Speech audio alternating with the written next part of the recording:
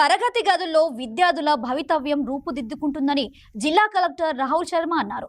ప్రభుత్వ పాఠశాలలో చదివే విద్యార్థులకు నాణ్యమైన విద్య అందించాలన్నారు. బుధవారం టేకుమట్ల మండలంలో జిల్లా కలెక్టర్ రాహుల్ శర్మ పర్యటించారు.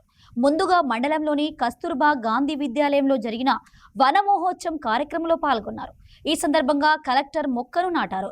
అనంతరం విద్యార్థినులతో మాట్లాడారు. పాఠాలను ఎలా బోధిస్తున్నారో తెలుసుకున్నారు.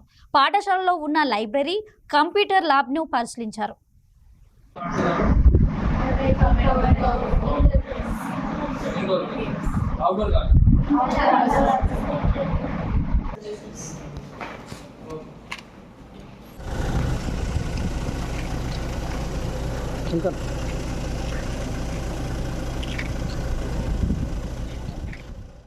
అనంతరం మండల కేంద్రంలో ఉన్న జెడ్పీహెచ్ఎస్ పాఠశాలను కలెక్టర్ సందర్శించారు.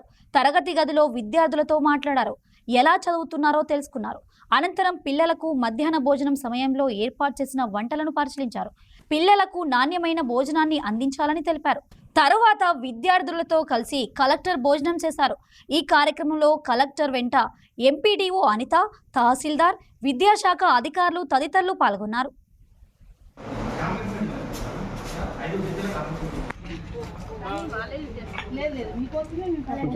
ఇదంతా